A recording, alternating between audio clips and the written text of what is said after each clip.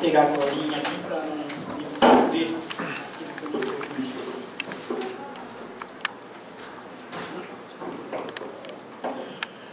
Primeiro, bom dia a todos, sejam sempre bem-vindos e eu agradeço a loja em nome do Venerável por ter me convidado para falar desse tema tão importante e curioso, né? Não deixa de ser curioso, que é a maçonaria. Eu pontuei alguma coisa, se fosse cada ponto desse que eu pontuei, dá para escrever um livro. Então não tive a pretensão de caminhar dessa maneira, mas vamos lá. Primeiro, a origem da maçonaria. Como é que surgiu a maçonaria em si?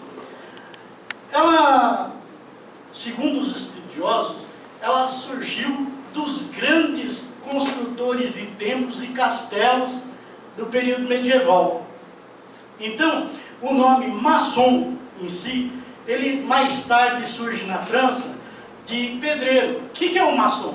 O maçom era o pedreiro que fazia massa, né? Aquela massa de concreto, a massa de assentar os blocos. Então recebe esse nome de maçom, tendo em virtude a origem na língua francesa. Depois, então nós vamos ver que essa origem, ela está relacionada a construtores de templos e castelos. E só era dado o direito de ser maçom àqueles que eram dignos de trabalhar nessa arte de fabricações de concretos e castelos e também lá as catedrais. A maçonaria, ela tem duas coisas muito importantes.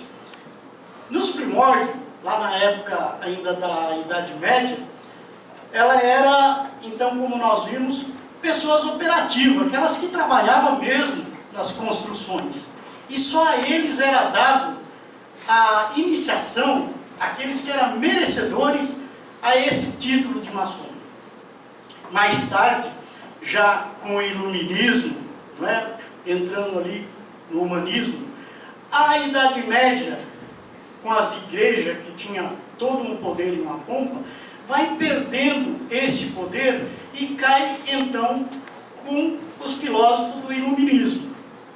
E com o iluminismo, então deixa essa característica mais religiosa e começa então ali um modo de pensar diferente. E a maçonaria deixa de ser somente esse povo que era um povo voltado à construção e agora se torna mais um grupo de homens aonde vai os filósofos buscar uma outra forma, um outro modo de formação.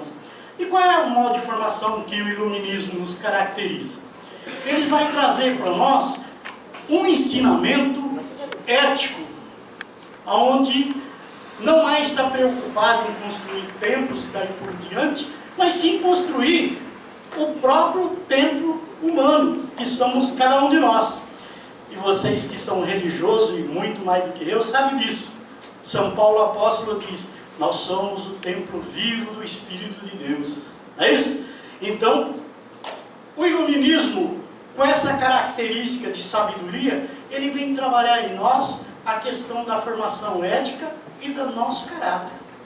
Então, aí deixa de ser uma maçonaria operativa e passa a ser uma maçonaria especulativa, ou seja, uma maçonaria de pesquisa, uma maçonaria de estudo, uma maçonaria preocupada com a sociedade. Então esse é o segundo aspecto que a maçonaria vem trazendo e chega até os dias de hoje. Aí também, dentro da minha fala, eu coloquei aí um pequeno privilégio que os maçons tinham dentro da sociedade.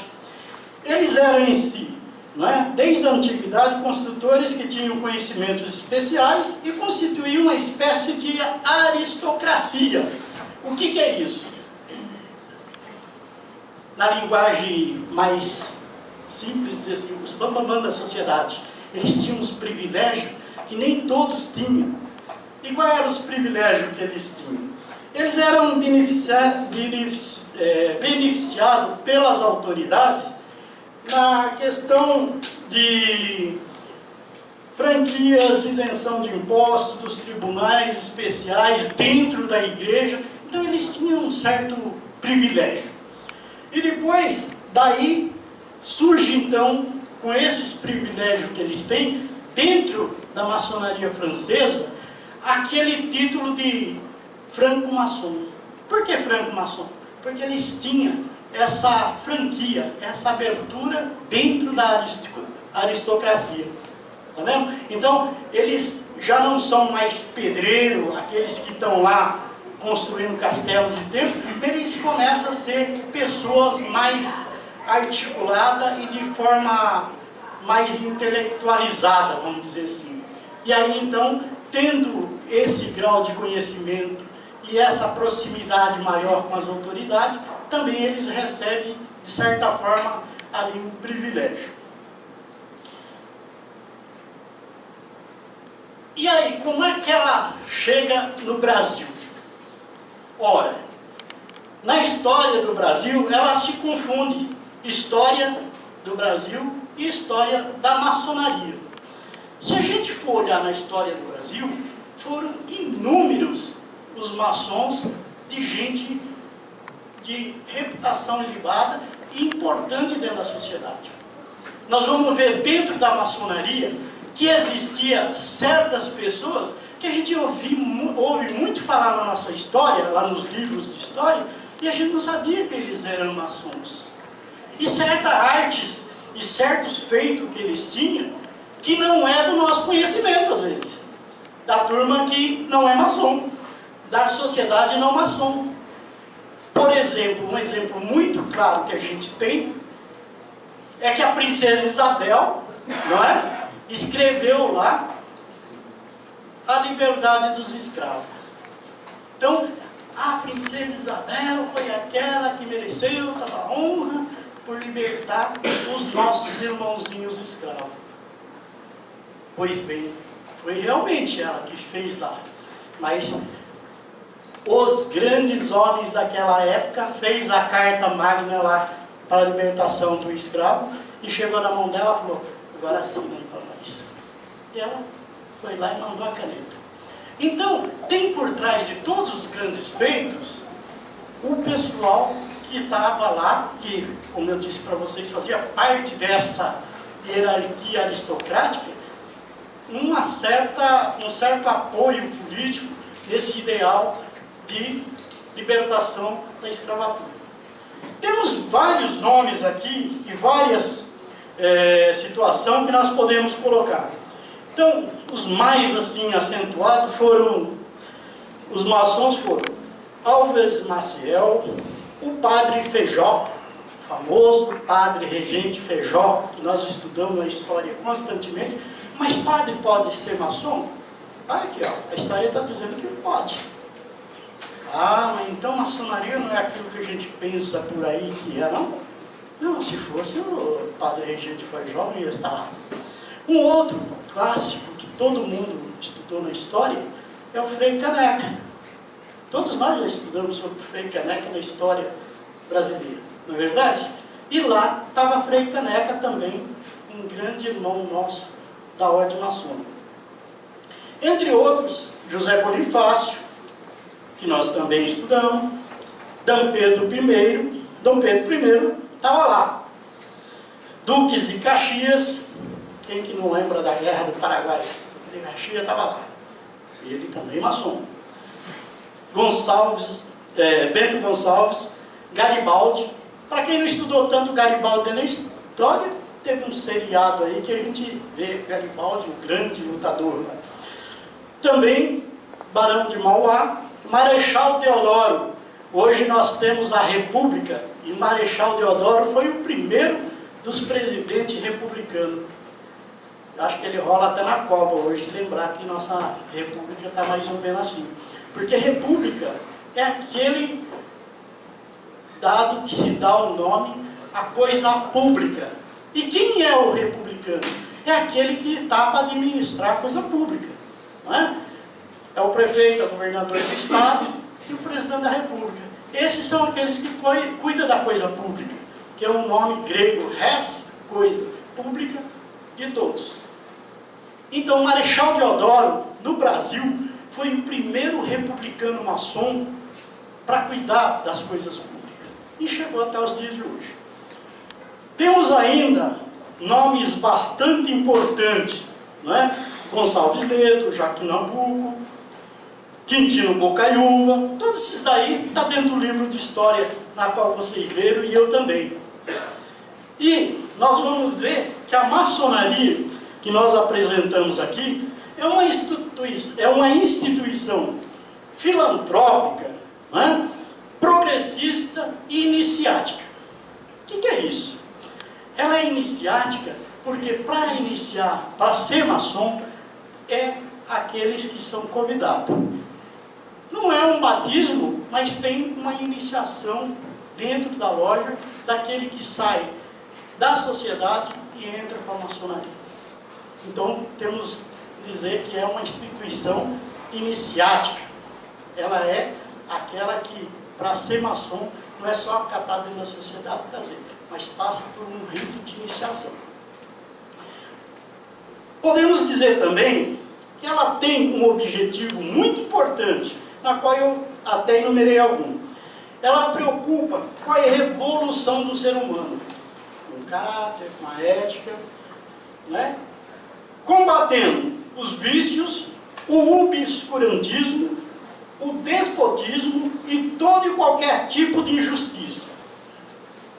E ainda as suas ações se baseiam na tríade francesa, que é liberdade, igualdade e fraternidade. Ela é bem francesa, vocês também estudaram isso lá no livro de história. Liberté, égalité e fraternité. Né? Então, foi nessa tríade. Segundo o filósofo José Maria Voltaire, ele vai falar assim, eu vou até ler para mim não ser infiel com Voltaire. Ele diz: a maçonaria é uma entidade mais sublime que conheci. É uma instituição fraternal na qual se ingressa para dar e que procura por meio para fazer o bem, exercitar a beneficência como um dos processos para conseguir a perfectibilidade objetiva. Será extraordinária, sublime, se a maioria dos gênios da ação e do pensamento pertencerem à maçonaria. O que ele queria dizer isso? Além dele engrandecer a maçonaria com aquilo que a instituição propõe, ele dizia que seria bom que a pessoa fosse maçom para realmente procurar buscar dentro da sociedade e dentro da maçonaria ser pessoas de uma ética ilibada, ser pessoas justas e boas. Também tem um outro grande pessoa, eu convidaria o nosso irmão para vir aqui para o nosso quadro. Por favor. É o nosso irmão Léo também. Tem um outro grande